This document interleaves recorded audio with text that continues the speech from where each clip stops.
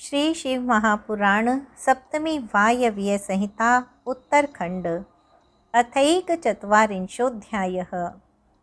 मेरुगिरि के स्कंद सरोवर के तट पर मुनियों का सनत कुमार जी से मिलना, भगवान नंदी का वहां आना और दृष्टिपात मात्र से पाश छेदन एवं ज्ञान योग का उपदेश करके चला जाना, शिव पुराण की महिमा तथा ग्रंथ का उपसंहार।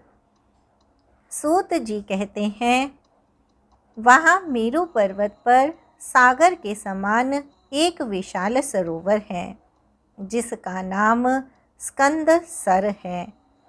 उसका जल अमृत के समान स्वादिष्ट, शीतल, स्वच्छ, अगाध और हल्का है। वह सरोवर सब ओर से स्फटिक मणि के शिलाखंडों द्वारा संगठित हुआ है। उसके चारों ओर सभी ऋतुओं में खिलने वाले फूलों से भरे हुए वृक्ष उसे आच्छादित किए रहते हैं। उस सरोवर में सेवार, उत्पल, कमल और कुमुद के पुष्प तारों के समान शोभा पाते हैं और तरंगे बादलों के समान उठती रहती हैं, जिससे जान पड़ता है कि आकाश ही भूमि पर उतर आया है।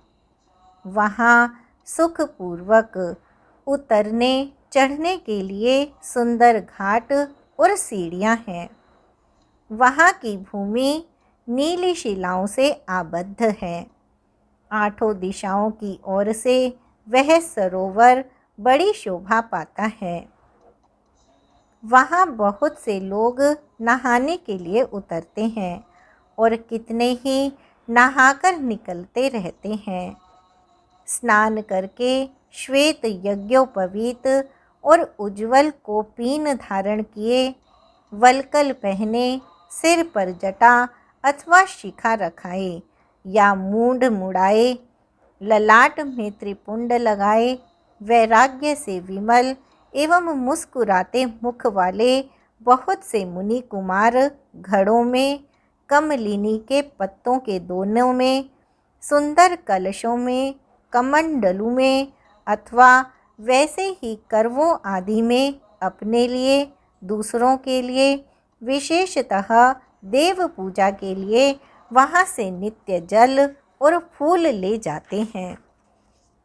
आचार संपन्न, भस्मोद्धूलित शरीर वाले, सम्मान्य शिष्ट मुनिजन अपवित्र पुरुष आदि के स्पर्श से शंकित रहते हुए उस सरोवर में जहाँ तहाँ जल में डूबी हुई शिलाओं पर स्थित हो स्नान कृत्य संपन्न करते हैं।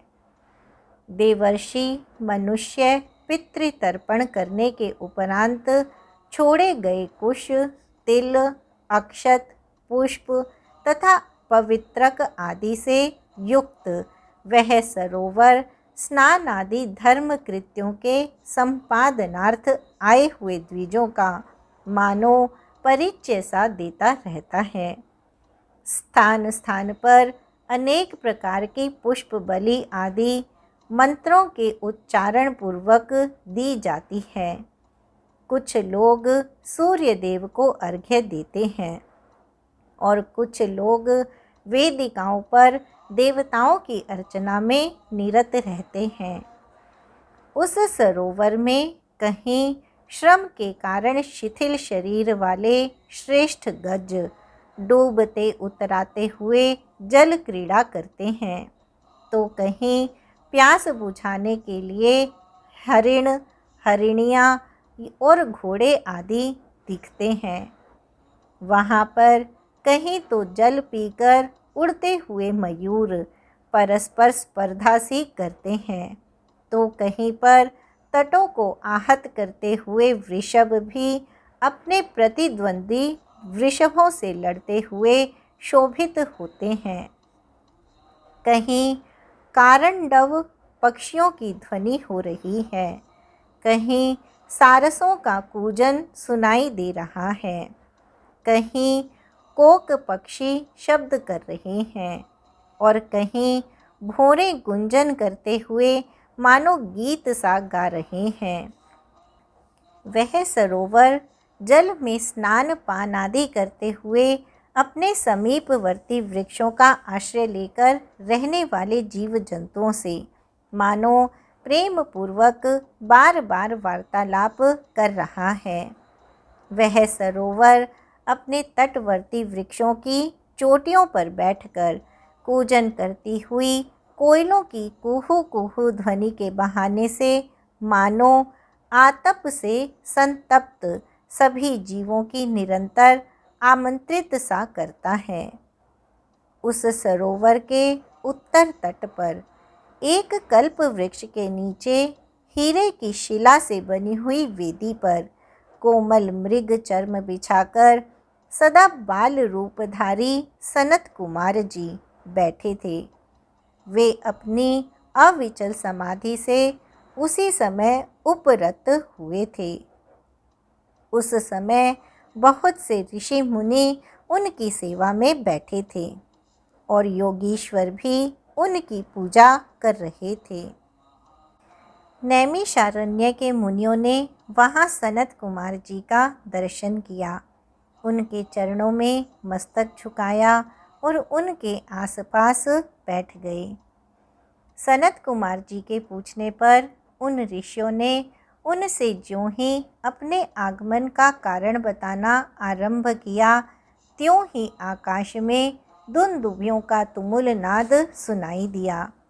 उसी समय सूर्य के समान तेजस्वी एक विमान दृष्टिगोचर हुआ, जो असंख्य गणेश्वरों द्वारा चारों ओर से घिरा हुआ था। उसमें अप्सराएं तथा रुद्र कन्याएं भी थीं। वहाँ मृदंग, ढोल और वीणा की ध्वनि गूंज रही थी। उस विमान में विचित्र रत्न जटित चंदोवा तना था और मोतियों की लड़ियाँ उसकी शोभा बढ़ा रही थीं। बहुत से मुनि, सिद्ध, गंधर्व, यक्ष, चारण और किन्नर नाचते गाते और बाजे बजाते हुए उस विमान को सब ओर से घेर कर चल रहे थे। उसमें वृषभ चिन्ह से युक्त और मूंगे के दंड से विभूषित ध्वजा पताका फहरा रही थी, जो उसके गोपुर की शोभा बढ़ाती थी। उस विमान के मध्य भाग में दो चंवरों के बीच चंद्रमा के समान उज्ज्वल मणिमय दंड वाले शुभ्र छत्र के नीचे दिव्य सिंहासन पर शीलाद पुत्र नंदी देवी सुयशा के साथ बैठे थे। वे अपनी कांति से, शरीर से तथा तीनों नेत्रों से बड़ी शोभा पा रहे थे। भगवान शंकर को आवश्यक कार्यों की सूचना देने वाले वे नंदी मानो जगत सृष्टा शिव के अलंघनीय आदेश का मूर्तिमान स्वरूप होकर वहाँ आए थे, अथवा उनके रूप में मानो साक्षात शंभु का संपूर्ण अनुग्रह ही साकार रूप धारण करके वहाँ सबके सामने उपस्थित हुआ था। शोभाशाली श्रेष्ठ त्रिशूल ही उनका आयुध है। वे विश्वेश्वर के गणों के अध्यक्ष हैं और दूसरे विश्वनाथ की भांति शक्तिशाली हैं। उनमें विश्व सृष्टा विधाताओं का भी निग्रह और अनुग्रह करने की शक्ति है। उनके 4 भुजाएं हैं। अंग अंग से उदारता सूचित होती है। वे चंद्रलेखा से विभूषित हैं। कंठ में नाग और मस्तक पर चंद्रमा उनके अलंकार हैं। वे साकार ऐश्वर्य और सक्रिय सामर्थ्य के स्वरूप से जान पड़ते हैं। भली भांति प्राप्त हुए मोक्ष अथवा निकट उपस्थित हुए सर्वज्ञ परमात्मा के समान प्रतीत होने वाले उन्हें देखकर ऋषियों सहित ब्रह्मपुत्र सनत कुमार का मुख प्रसन्नता से खिल उठा। वे दोनों हाथ जोड़कर उठे और उन्हें आत्मसमर्पण सा करते हुए खड़े हो गए। इतने में ही वह विमान धरती पर आ गया। सनत कुमार ने देवनंदी को साष्टांग प्रणाम करके उनकी स्तुति की और मुनियों का परिचय देते हुए कहा, ये 6 कुलों में उत्पन्न ऋषि हैं जो नैमिषारण्य में दीर्घ काल से सत्र का अनुष्ठान करते थे। ब्रह्मा जी के आदेश से आपका दर्शन करने के लिए ये लोग पहले से ही यहाँ आए हुए हैं। ब्रह्मपुत्र सनत कुमार का यह कथन सुनकर नंदी ने दृष्टिपात मात्र से उन सब के पाशों को तत्काल काट डाला और ईश्वरीय शैव धर्म एवं ज्ञान योग का उपदेश देकर वे फिर महादेव जी के पास चले गए। सनत कुमार ने वह समस्त ज्ञान साक्षात मेरे गुरु व्यास को दिया। पूजनीय व्यास जी ने मुझे संक्षेप से वह सब कुछ बताया और उस ज्ञान को मैंने संक्षेप में आप लोगों को बताया। त्रिपुरारी शिव के उस पुराण रत्न का उपदेश वेद के न जानने वाले लोगों को नहीं देना चाहिए। जिस शिष्य की गुरु में भक्ति ना हो उसको तथा नास्तिकों को भी इसका उपदेश नहीं देना चाहिए। यदि मोहवश इन अनाधिकारियों को इसका उपदेश दिया गया तो यह नरक प्रदान करता है। जिन लोगों ने सेवानुगत मार्ग से इस पुराण का उपदेश दिया, लिया, पढ़ा अथवा सुना है, उनको यह सुख तथा धर्म आदि त्रिवर्ग प्रदान करता है और अंत में निश्चय ही मोक्ष देता है।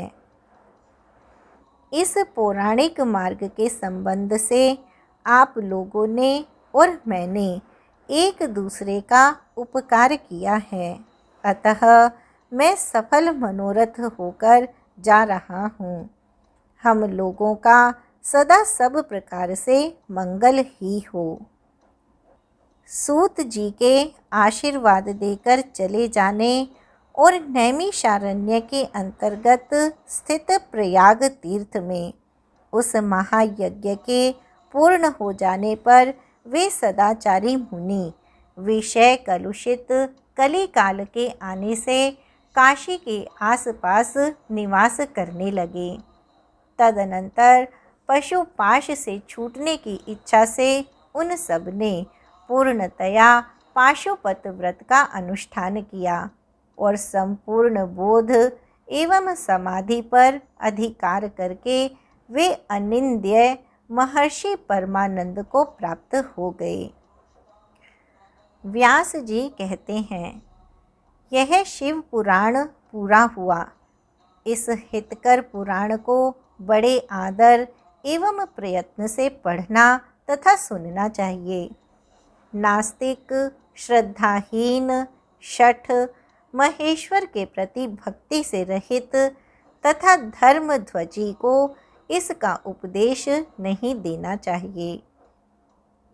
इसका एक बार श्रवण करने से ही सारा पाप भस्म हो जाता है। भक्तिहीन भक्ति पाता है और भक्त भक्ति की समृद्धि का भागी होता है। दोबारा श्रवण करने पर उत्तम भक्ति और तीसरी बार सुनने पर मुक्ति सुलभ हो जाती है। इसलिए मुमुक्षु पुरुषों को बारंबार इसका श्रवण करना चाहिए। किसी भी उत्तम फल को पाने के लिए शुद्ध बुद्धि से इस पुराण की 5 आवृत्ति करनी चाहिए। ऐसा करने से मनुष्य उस फल को प्राप्त कर लेता है। इसमें संशय नहीं है। प्राचीन काल के राजाओं, ब्राह्मणों और श्रेष्ठ वैश्यों ने इसकी 7 आवृत्ति करके शिव का साक्षात दर्शन प्राप्त किया है। जो मनुष्य भक्ति परायण हो इसका श्रवण करेगा, वह भी इहलोक में संपूर्ण भोगों का उपभोग करके अंत में मोक्ष प्राप्त कर लेगा। यह श्रेष्ठ शिव पुराण भगवान शिव को अत्यंत प्रिय है। यह वेद के तुल्य माननीय, भोग और मोक्ष देने वाला तथा भक्ति भाव को बढ़ाने वाला है। अपने प्रमथ गणों, दोनों पुत्रों तथा देवी पार्वती जी के साथ भगवान शंकर इस पुराण के वक्ता और श्रोता का सदा कल्याण करें। इति श्री शिव महापुराणे सप्तम्यां वायव्य संहितायां उत्तरखंडे व्यासोपदेश श्री शिव महापुराण महात्म्य वर्णनम नामैकचत्वारिंशोऽध्यायः। इस प्रकार श्री शिव महापुराण के अंतर्गत 7वीं वायव्य संहिता के उत्तरखंड में व्यासोपदेश एवं श्री शिव महापुराण महात्म्य वर्णन नामक 41वां अध्याय पूर्ण हुआ। श्री शिव महापुराण द्वितीय खंड उत्तरार्ध संपूर्ण। समाप्तोऽयं ग्रंथः। श्री सांब शिवार्पणमस्तु। ओम नमः शिवाय।